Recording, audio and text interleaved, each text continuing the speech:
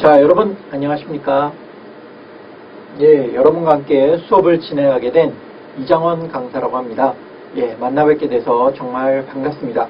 자, 제가 여러분과 함께 수업을 진행할 내용은 기업회계, 그리고 특히 이번 시간부터 진행하는 부분은 2급 시험에 대한 부분이 되겠습니다. 여러분이 뭐 보통 2급 시험 가장 많이 보시죠? 그래서 기업회계 2급부터 강의를 해드리고요. 제가 또 여력이 되면 다른 급수의 강의도 진행할 예정입니다. 여러분과 함께 진행하는 해당 강의는 제가 2014년도 기출문제부터 순서대로 풀어드릴 예정이고요. 현재까지 되어 있는 기출문제까지는 모두 강의를 찍을 예정이고요. 또 이후에 추가되는 강의의 내용들은 신속하게 업데이트가 되도록 노력해 보겠습니다. 자, 여러분께서 해당 강의, 물론 기업회계를 준비하시는 분들도 당연히 수강하시면 좋겠고요. 그것이 아니라 하더라도 여러분께서 재경관리사 같은 시험을 회계관리 1급을 취득하시고 재경관리사 같은 경우에 도전을 하시면서 시험을 준비하신다 하는 경우에도 충분히 시험을 치실 수 있을 것이고요. 전산세무 1급 같은 경우를 취득하시고 재경관리사에 도전하신다거나 하는 경우에도 충분히 보실 수 있겠습니다. 지금 기업회계 2급 같은 경우에는요, 기본적으로 25문항씩 문제가 2과목이 출제가 되고요. 여러분께서 아시는 것처럼 재무회계 부분이 출제가 되고, 그리고 원가 회계 부분이 출제가 되게 됩니다. 원가회계에 대해서는 여러분께서도 잘 알고 계시겠지만, 원가회계 혹은 관리회계, 원가 관리회계 어떠한 식으로 이름이 불린다 하더라도 실제로 학문적으로는 엄연히 좀 구분이 됩니다. 원가회계와 관리회계가 구분이 됩니다만 수험적 입장에서는 어느 방식으로 부른다 하더라도 크게 그렇게 다르지 않다 이렇게 보시면 되겠고, 마찬가지죠. 재무회계도 여러분께서 누가 중급회계다 이렇게 부른다 하더라도 여러분 시험 범위에서는 같은 것이다 이렇게 생각하시면 되겠고요. 고급회계 같은 경우에는 아주 고급스러운 내용을 배운다기보다는 좀 특별한 그러한 내용들을 배우는 것이기 때문에 그 부분은 지금 우리가 보는 기업회계 2급 시험에서는 출제되지 않는 것을 기본으로 하고 있습니다. 그래서 여러분께서 우리가 함께 공부를 해 나가시고요. 초심자인 경우에는 좀 기출문제를 풀어드리다 보니까 좀 듣기가 어려울 수 있습니다. 내용에 대해서는 기본적으로 여러분에게 요구하는 것은 어느 정도 좀 선수가 되어 있는 상태에서 문제를 푸실 수 있는 그러한 학습 능력을 좀 요구하게 되고요. 학교에서 선행으로 해당 과목을 공부하셨다거나 재경관리사 준비를 하신다든지 하는 정도, 혹은 회계관리 1급을 치시고 재경관리사를 바로 준비하기는 약간 부담스럽다 하는 분들 정도 수강하시면 충분하지 않을까 생각이 됩니다. 여러분께서 수험을 목표로 하셔서 기업회계라든지 재경관리사라든지 회계관리 1급도 마찬가지고요. 준비하시는 분들, 그리고 전산세무 1급을 치시고 또 다른 시험을 준비하신다거나 하는 경우에도 충분히 수강하실 수 있는 그런 내용이 되겠고요. 또 학교에서 수업을 들으셨지만 복습을 하시고자 하는 분들, 또 우리가 다른 시험들, 여타의 시험들이나 하는 부분들에 대해서 업무적으로나 해서 나의 학습 능력을 평가하고 싶다 하는 분들도 수강하셔도 무관하겠습니다. 제가 기본적으로 설명드리는 것은 2014년도 기출문제부터 현재 출제되어 있는 문제까지 쭉 설명을 드릴 것이고요. 회차로 따진다고 하면 이게 32회차 2014년도 4월 달에 시험이 치러진 내용부터 설명을 드릴 예정입니다. 순서대로 들으시면 되겠고요. 혹시라도 제가 현재 바뀌어져 있는 IFRS 규정과 혹시 상충되는 부분이 있다고 하면 기본적으로 설명을 드리면서 말씀을 드리도록 하겠습니다. 해당 문제인 경우에는 웹하드에서 다운을 받으시면 되겠고요. 아이디는 SOS 북 숫자로 1 하셔서 들어가시고, 패스워드 같은 경우에는 똑같이 SOS 북 숫자로 0 하고 들어가셔서 해당 부분, 우리 기업회계 2급 기출문제에 압축되어 있는 파일을 다운로드 받으셔서 압축을 풀어서 보셔도 되겠고요. 그것이 아니라 제본이 되어 있는 형태의 문제도 학원에서 제공 별도로 이렇게 택배로 받을 수 있는 그런 서비스를 준비하고 있는 것으로 알고 있으니까요. 출력이 좀 여의치 않다거나 출력된 버전이 필요하시다고 하는 경우에는 뭐 그러한 것도 생각해 보실 수 있겠습니다. 기본적으로는 압축되어 있는 파일을 풀어서 여러분과 함께 수업을 진행하면 되겠고요. 회차별로 잘 구분이 되어 있으니까 압축 파일을 풀어서 여러분이 해당되는 진도의 문제를 먼저 풀어보시고 그 뒤에 강의를 수강해 보실 것을 권해드립니다. 자, 항상 객관식 문제는 여러분께서 직접 손으로 풀어보신 이후에 강의를 수강하셔야 가장 큰 도움이 되고요. 물론 자체를 한번 수업을 전체적으로 어떤 문제가 됐고 어떻게 풀어야 되는지를 서머리하는 차원에서 같이 수업을 들어볼 수도 있겠습니다만 시간적 여유가 되신다면 꼭 한번 먼저 풀어보신 이후에 수업을 수강하시기를 권해드리겠습니다. 자, 여러분께서 이제 보시는 것은 그렇고, 그 다음에 이제 시험은 여러분이 한국세무사회 자격시험 홈페이지에 들어가서 시험을 치실 수 있겠고요. license.kacpta.or.kr 한국세무사회 주소죠. 들어가셔서 시험을 접수해서 응시하실 수 있겠습니다. 기본적으로 시험은 70점 이상, 평균 70점 이상인 경우에 합격이 되겠고요. 잘 아시는 것처럼 OCR 카드, OMR 카드라고 하는 그 카드에다가 컴퓨터용 사인펜으로 마킹해서 시험 치는 그러한 형태의 시험이 되겠습니다. 여러분께서 뭐 해당 시험을, 기업회계 시험을 준비하시는 분들도 꼭 여러분께서 원하시는 그러한 성과를 달성하시길 바라고요. 또 그게 아니라 다른 과목을 준비하시면서 참고적 차원에서 혹은 공부에 대한 체크 차원에서 수강을 하시는 분들도 목표가 꼭 달성되길 바라겠습니다. 자, 우리는 이제 수업을 바로 진행해 볼 텐데요.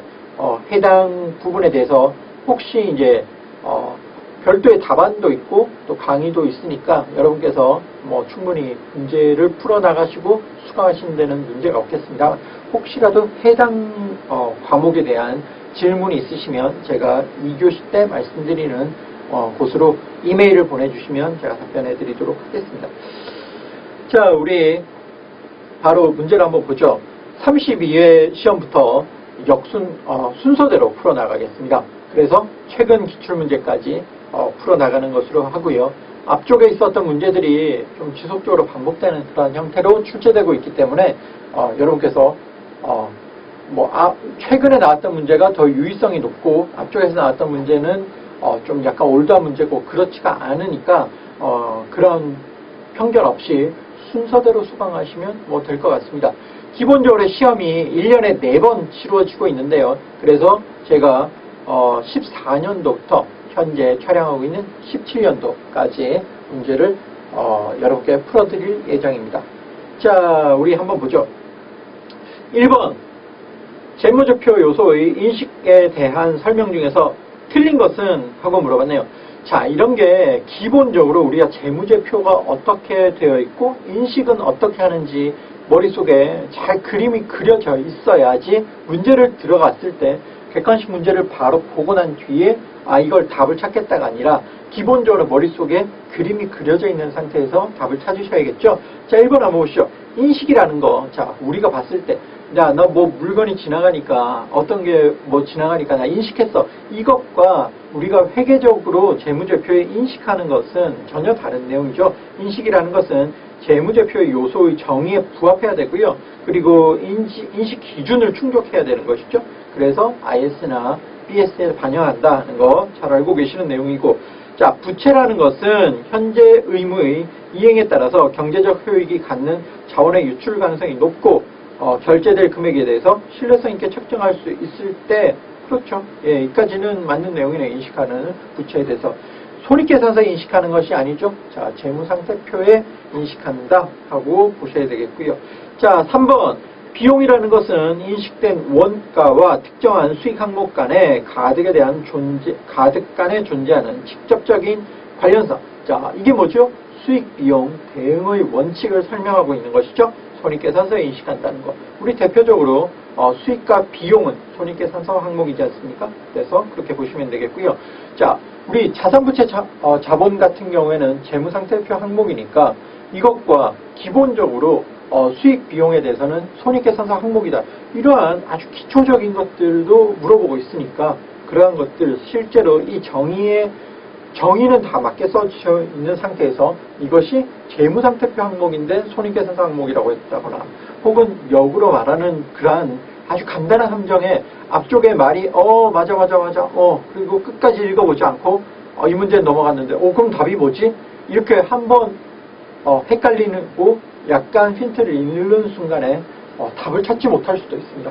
자, 4번 수익의 인식이라는 것은 자산 증가나 부채 감소에 대해서 인식과 동시에 이루어진다는 거. 우리 이건 아주 기초적이죠. 회계 원리 배웠을 때 거래 판료소 이런 것도 생각나시죠? 자, 거래 이중성에 의해서 동시에 인식되는 것 잘 알고 계실 것입니다. 자, 2번 한번 살펴보죠. 자, 한국 최대 국제회계 기준. 자, 현재 이 기업회계 시험이라는 것 자체가 그리고 재경관리사나 우리 회계관리 같은 시험에서도 기본적으로는 기업회계 기준을 기준으로 물어보게 되고요. 이렇게 해당 문제에서처럼 우리가 한국 채택 국제회계 기준, 즉 KIFRS라는 것이 이제 명기적으로 주어져 있을 때는 IFRS 하에서 평가하시면 되겠고요. 이러한 것 자체가 아주 기업회계와 IFRS가 완전히 별개의 것이 아니라 기업회계의 내용이 상당 부분은 IFRS에서 동일하게 적용이 되지만 일부는 IFRS에서 규정이 되어 있지 않거나 인정하지 않는 부분들이 있기 때문에 이러한 것에서는 우리가 국제회계 기준을 적용해서 문제를 풀어라 하는 것이 타이틀에 주어져 있을 때는 꼭 IFRS 하에서 문제를 푸셔야 된다는 것 여러분 잘 알고 계실 것입니다. 비단 해당 시험뿐만 아니라요. 어떠한 시험이든지 여러분에게 주어져 있는 기준 자체가 어떠한 것인지 하는 것을 반드시 인식한 상태에서 문제 내려가야겠죠. 자, 옳지 않은 것은 하고 물어봤네요. 개념체계라는 것은 그렇죠. 우리 기초를 하는데 도움을 준다. 개념을 정립한다.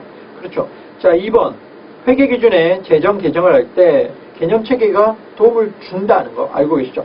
자, 우리 지금 보니까 개념체계에 대한 내용을 주는데 개념체계는 말 그대로 체계인 것이고요. 이 체계를 기준으로 해서 우리가 국제 회계기준, 즉 KIFRS를 적용하게 되는데 이 KIFRS의 기준서는 이 기준 체계를 개념 체계를 기준으로 설립된 것이지만 어떤 경우에도 개념 체계가 우선해서 기준서를 우선하는 경우는 없죠. 아마도 그러한 문제가 있다고 하면 가장 오답으로 자주 나오는 부분이니까 찾을 수 있겠습니다. 자, 3번도 보시죠. 자, 국제회계 기준 KIFRS를 따르고 있는지에 대해서 감사인의 의견을 형성하는 데 도움을 주죠. 자, 그렇습니다. 개념체계라는 것은 항상 이렇게 도움을 주는 것이죠. 자, 4번 개념체계와 IFRS가 상충되는 경우에는 개념체계가 KIFRS보다 우선한다고요? 절대 그렇지 않습니다. 어떤 경우에도 개념체계는 도움을 주는 것이지 기준서, 그러니까 즉 우리 KIFRS 하에서의 우리 기업회계, 국제기업회계 기준보다 우선하지 않는다는 것 꼭 명심하실 필요가 있겠습니다. 그래서 개념체계는 어떤 경우에도 IFRS 기준서 항목을 넘어서지 않는다 하는 거 꼭 알고 계셔야겠습니다. 자, 3번도 살펴보죠. 자, 재무상태표의 표시와 관련된 설명 중에서 틀린 것 물어보고 있네요. 자, 1번 자산부채는 유동성 항목으로 배열한다. 그렇죠. 자, 2번 유동과 비유동 자산으로 구분한다. 자산은. 그리고 비유동 자산이라는 것은 투자, 유형, 무형, 그리고 기타 이렇게 구분한다. 맞는 내용이 되겠네요. 자, 3번 부채는 유동과 비유동으로 구분한다. 자, 이것도 유동성 순서대로 쓰죠. 유동부터 쓰고 비유동 쓰고.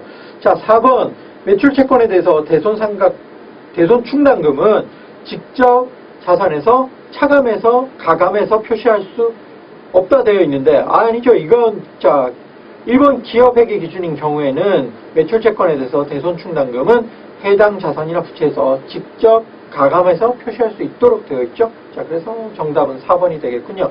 자, 4번 같은 경우에 한번 보시죠. 현금 및 현금성 자산을 찾아보라 했던 것인데 자, 현금 및 현금성 자산 보면 일단 보면 통화가 있겠고요. 그리고 두 번째 우편한 증서. 우편한 증서라는 게 여러분 요즘은 좀 보기가 힘들어요. 왜냐하면 우리가 계좌이체를 즉시 해주니까 우편한 증서를 많이 볼 일이 없는데 이게 우체국에 가지고 가면 즉시 돈으로 바꿔주는 그런 증서가 되겠습니다. 그래서 우편한 증서 있고요. 수입인지나 수입인지 같은 경우에는 이거는 비용으로 바로 처리를 했겠죠.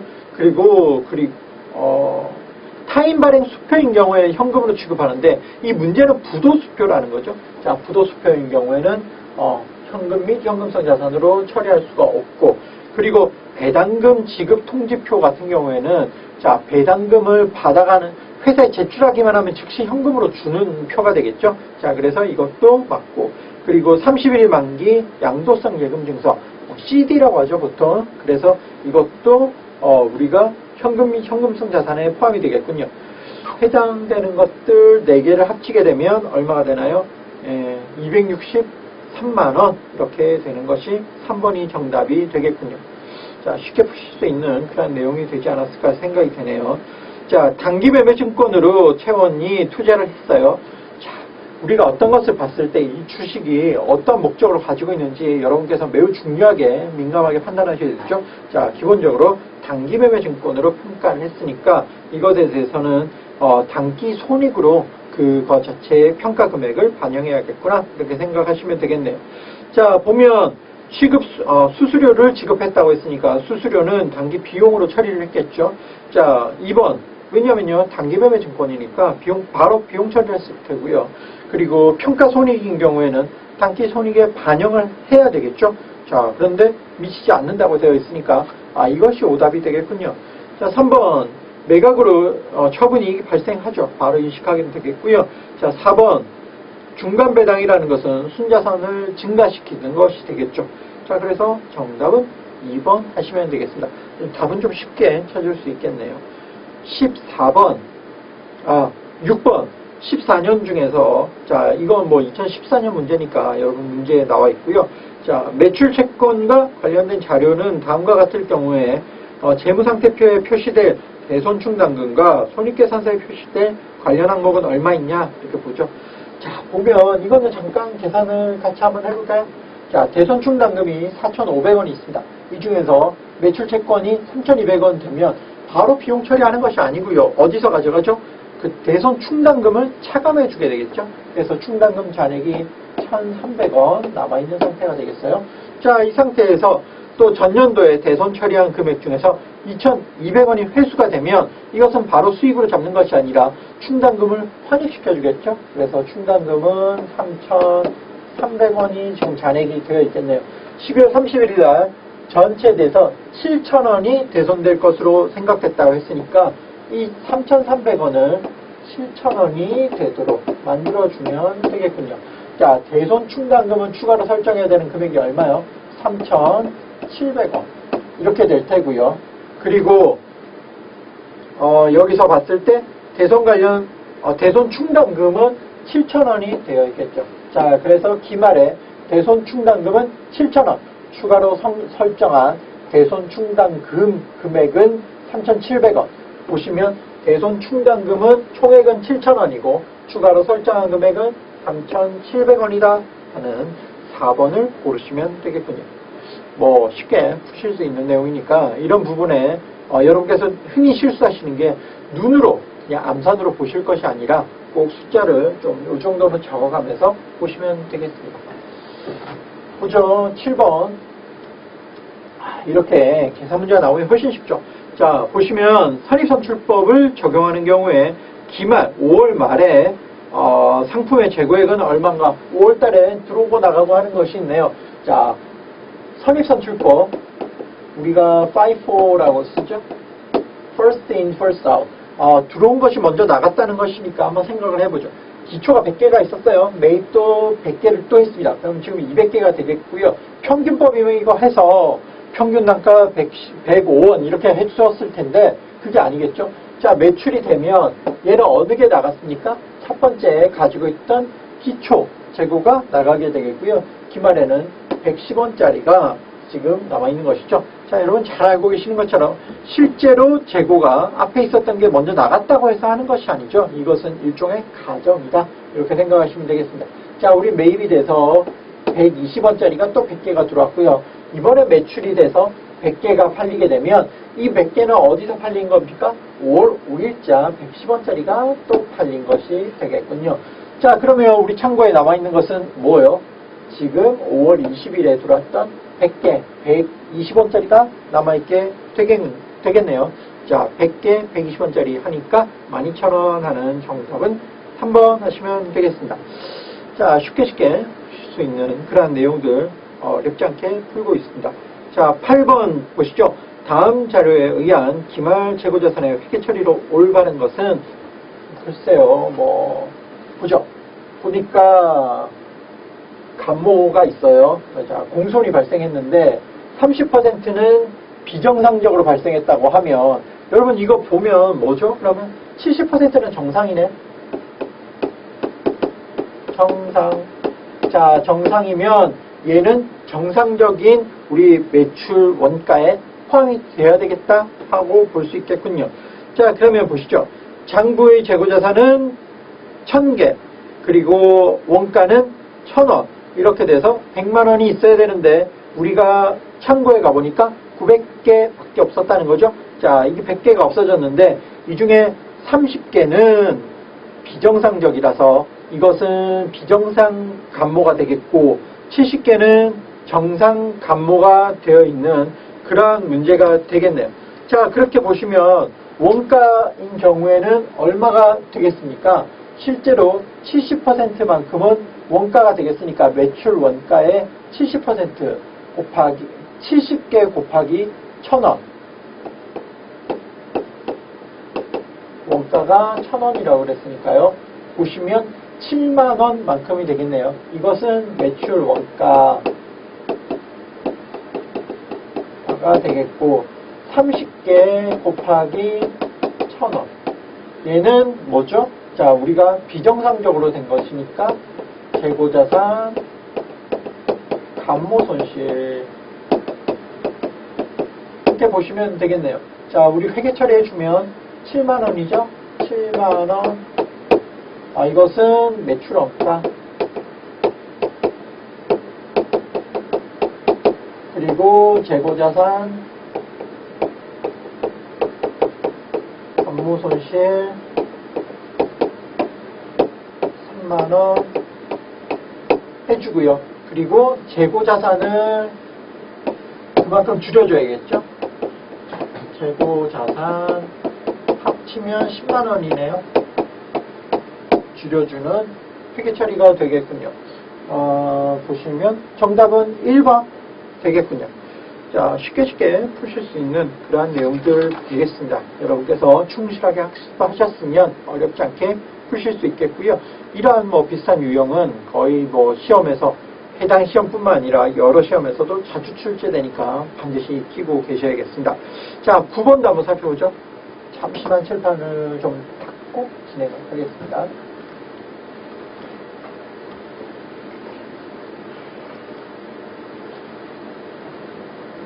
9번 답을 살펴보죠. 자, 무형자산에 대한 상각에 관한 설명 중에서 틀린 것 한번 보죠. 자, 보시죠. 보면 1번 무형자산은 자산의 사용 가능할 때부터 상각을 시작하는 것이죠. 자, 마찬가지 내용이 되겠고 2번 무형자산의 상각 방법은 반영한 합리적인 방법이어야 한다. 그렇죠? 자, 3번 합리적 상각 방법을 정할 수 없는 경우에, 자, 기본적으로 여러분 상각 방법을 못 정하면 항상 정액법이라고 생각하시면 돼요.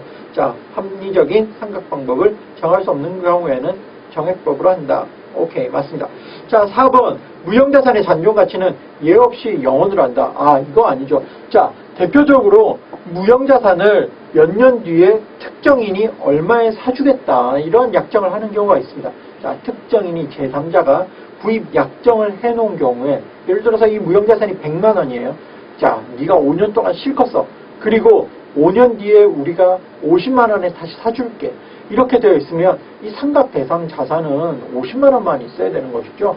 자, 그래서 그러한 경우 3자가 자산을 구입 약정이 있었다고 하면 이것은 예외 없이 해당 항목이 되는 것이 아니죠.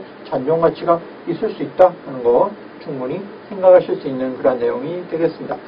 자, 문제 막상 답은 좀 쉽게 나오는 편이네요. 자, 10번 14년도 14년도 시험이니까요. 자, 한국은 다음과 같이 토지를 취득해서 새 건물을 신축했습니다. 아하, 자, 보니까 새 건물을 신축했으면 토지를 살 때 아마도 문제를 보지 않았지만 아마도 토지를 샀을 때 어떤 구건물이 있었을 것이고요. 이 건물을 부셨겠죠. 멸시를 했고 그리고 거기에 새 건물을 올렸겠죠. 그래서 건물에 대해서는 얼마가 들어갔고 토지에 대해서는 얼마가 들어갔냐 뭐 이런 것을 물어보는 문제 아니겠습니까? 자, 한번 보죠. 거의 그렇겠네요. 자, 보죠. 그러면 토지의 비용이 뭐냐? 토지 처음에 샀던 거 3천만 원, 이건 당연히 토지 비용이고요. 토지 구입 관련해서 법률 자문을 받았습니다. 뭐 우리가 법률 비용 같은 경우가 들었다. 이거 뭐 평가도 했고 측량도 했고요. 뭐 어떤 권리 분석도 했고 뭐 그랬을 수도 있겠죠. 자, 그래서 300만 원 들어왔으면 이건 토지의 원가에 당연히 포함시켜야 될 테고요.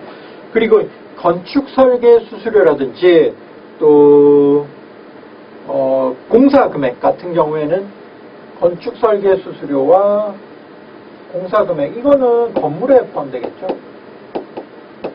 자, 이제 우리의 문제는 구건물을 철거한 비용 같은 경우에 이건 어디에다 넣습니까? 예, 토지 비용에다가 가산해 줘야 된다는 것이죠. 자, 우리는 뭐가 필요했죠? 거기 땅이 필요했습니다. 땅이.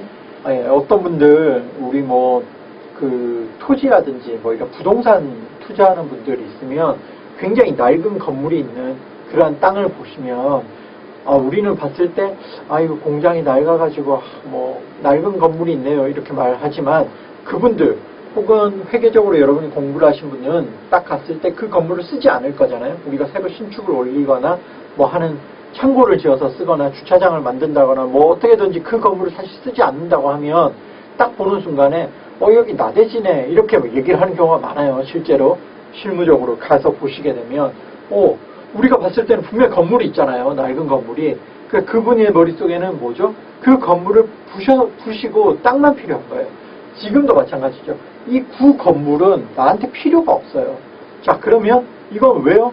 땅만 팔으라고 하니까 저 사람이 땅만은 팔 수가 없다는 거예요. 건물까지 가져가라. 그럼 나한테 건물은 전혀 필요 없죠. 새 건물을 지을 거니까. 그 건물은 왜 받은 거죠? 땅 때문에 받은 거죠. 그래서 이건 토지 비용에 들어가야 될 테고요. 이 과정에서 철거하면서 철근이라든지 각종 부가적인 것들을 다시 팔아서 잡수익이 나오는 경우가 있어요. 이 부분에는 철거 비용에서 다시 차감을 해주면 되겠죠.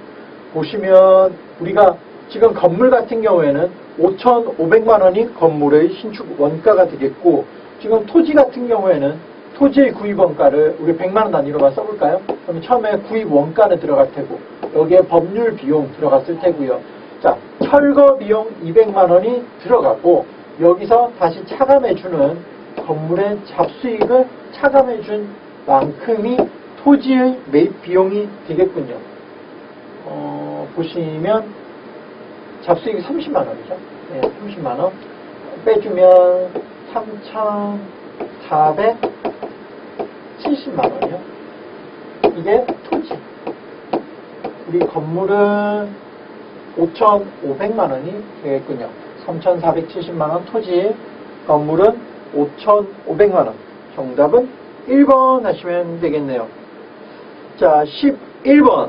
취득 원가가 500만 원이에요. 여기서 감가상각 누계액이 200만 원 있는 기계장치가 있으니까 우리 실제로 이제 북밸류 장부가액의 순장부가액은 300만 원인 상태인데 공정가치가 450만 원이라고 할 때 우리가